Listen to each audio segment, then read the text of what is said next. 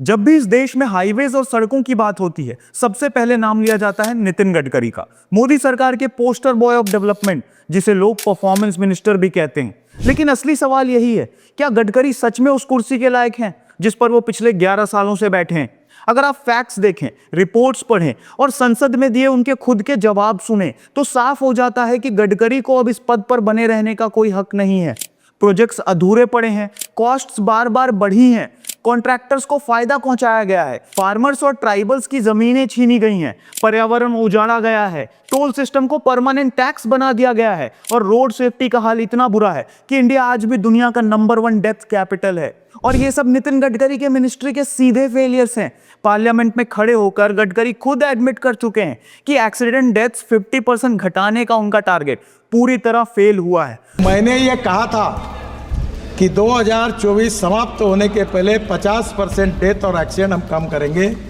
कम तो हुए नहीं, उल्टा एक्सीडेंट और बढ़ गए। उनका बयान था कि इंटरनेशनल फोरम्स पर जब रोड सेफ्टी की बात होती है तो उन्हें अपना चेहरा छुपाना पड़ता है। स्वीडन ने 0 किया है, नो एक्सीडेंट।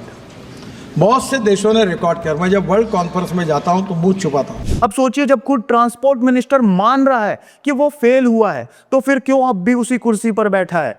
अगर किसी प्राइवेट कंपनी का सीईओ इतनी नाकामियों का जिम्मेदार होता तो अगले ही दिन बाहर फेंक दिया जाता। तो फिर इतनी नाकामियों के बाद भी मिनिस्टर को बख्शा क्यों जा रहा है? यही वजह है कि अब वक्त आ गया है, Nitin Gadkari must resign. Welcome to no nonsense. इस वीडियो में फैक्ट्स के साथ देखेंगे, डिटेल में जानेंगे why Nitin Gadkari must resign. Gadkari के कार्यकाल की सबसे बड़ी असफलता है टोल टैक्स। ये सिस्टम अब डेवलपमेंट का सिंबल नहीं, बल्कि जनता के लिए सीधी सजा बन चुका है। Sir, fortunately or unfortunately, I am the father of this toll because first time in the country I start the toll system in India and the first project of BOT in India, that is Thane Bhiwandi bypass in Maharashtra. NDTV की report बताती है कि 2023-24 में national highways पर toll वसूली 64,810 करोड़ तक पहुंच गई। यह पिछले साल से 35% ज्यादा है। 2019-20 में यही रेवेन्यू था 27,500 करोड़, यानी 4 साल में टोल वसूली दोगुनी से भी ज्यादा।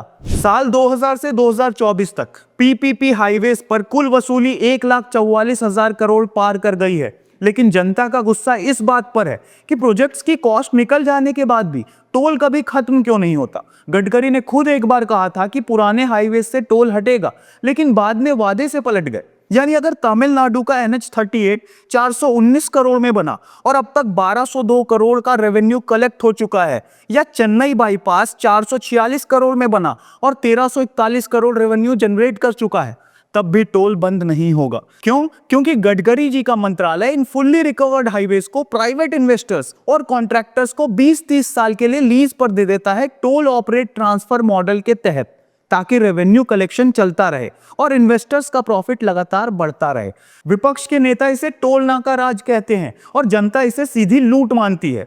खुद गडकरी भी पार्लियामेंट में मान चुके हैं कि लोग टोल को लेकर गुस्से में हैं और मुझे सोशल मीडिया पर ट्रोल किया जाता है। बहुत कार्टून निकलते हैं सोशल मीडिया पे, बहुत ट्रोल करते हैं। टोल को लेकर लोग थोड़े नाराज भी हैं। मैं इतना ही कह सकता हूं कि आने वाले कुछ ही दिनों में नाराजगी दूर हो जाएगी। सबसे बड़ा एग्जांपल है देवनाहल्ली टोल प्लाजा, जो बेंगलुरु एयरपोर्ट तक जाने वाले NH44 पर है। टाइम्स ऑफ इंडिया की रिपोर्ट बताती है कि सिर्फ 2023-24 में इस एक टोल गेट से 308 करोड़ रुपए वसूले गए। पिछले 10 साल में यही अमाउंट 1577 करोड़ रुपए पार कर गया है। यह देश का अकेला एयरपोर्ट है जहां मेन एक्सेस रोड पर ही टोल लगा दिया है। दिल्ली और मुंबई जैसे किसी भी एयरपोर्ट पर ऐसा नहीं है, लेकिन बेंगलुरु वालों को हर बार एयरपोर्ट जाने के लिए भी जेब कटानी पड़ती है।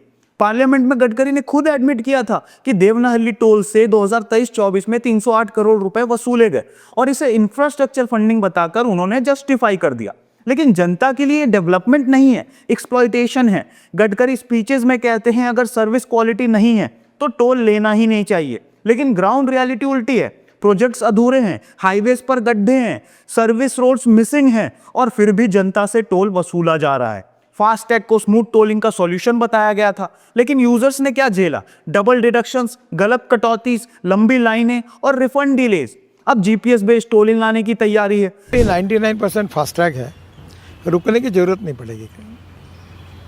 और वो सैटेलाइट से करने की बात हो रही है। हाँ, सैटेलाइट बेस्ड टोल सिस्टम की बात हो रही है। लेकिन सवाल वही है कि जब रोड्स टाइम पर पूरी नहीं होती, क्वालिटी जीरो है, तो जीपीएस लगाकर वसूली क्यों की जा रही है? गडकरी हर जगह स्पीचेस में दावा करते हैं कि उन्होंने हाईवेज बनाने की स्पीड कई गुना बढ़ा दी, लेकिन पार्लियामेंट के रिकॉर्ड्स और ऑडिट रिपोर्ट्स जब आप देखते हैं तो सच्चाई सामने आती है। असली हाल यह है कि प्रोजेक्ट्स अधूरे पड़े हैं, डेडलाइंस बार बार टूटे हैं और कॉस्ट अनकंट्रोल्ड बढ़ी है।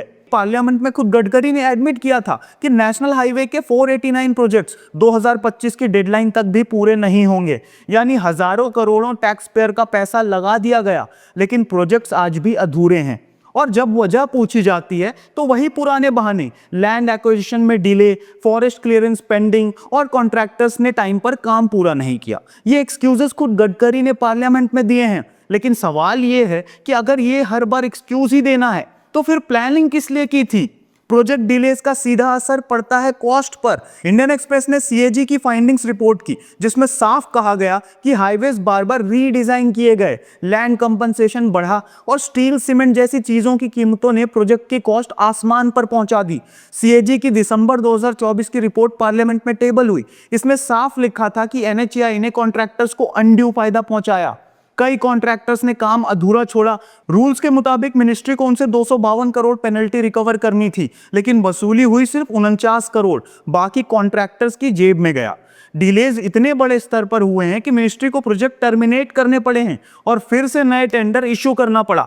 आखिरकार मई 2025 में रूल बना कि टेंडर तभी इशू होगा जब लैंड एक्विजिशन और एनवायरमेंट क्लियरेंस कंप्लीट होगा।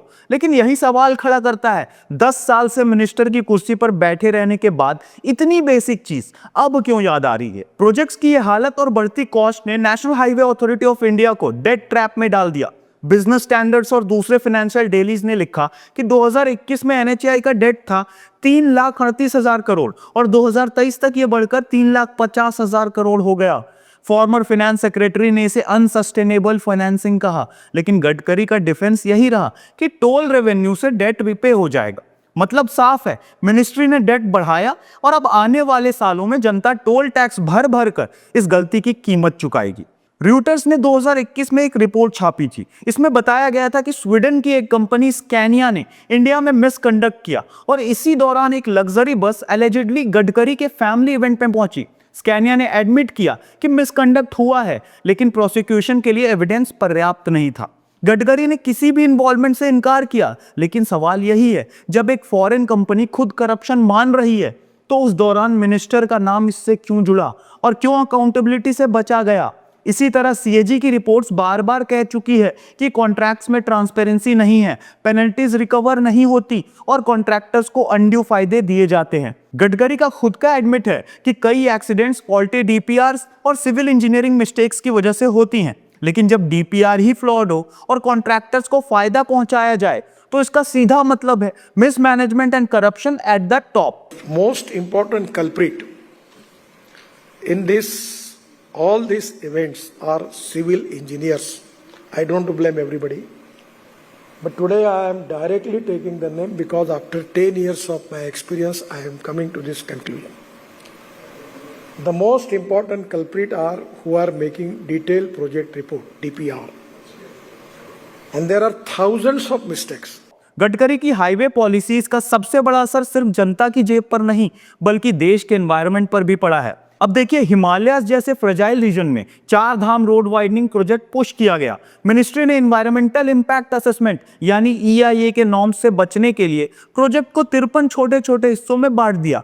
डाउन टू अर्थ की रिपोर्ट बताती है कि 100 किलोमीटर से कम का हाईवे प्रोजेक्ट ईआईए क्लियरेंस से बच सकता है। इसी लूप होल का इस्तेमाल करके इको सेंसिटिव जोन में कंस्ट्रक्शन किया गया। सुप्रीम कोर्ट को दखल देना पड़ा और हाई पावर्ड कमेटी बनाई गई, जिसने साफ कहा यह हेस्टी कंस्ट्रक्शन लैंडस्लाइड्स, डिफॉरेस्टेशन और हैबिटेट लॉस को और बढ़ा रहे हैं। खुद गडकरी ने पार्लियामेंट में एडमिट किया था कि नॉर्मल प्रोसेस को बाईपास किया गया है। कर्नाटक गोवा स्ट्रेच पर ऑफिशियली 22,000 पेड़ काट दिए गए।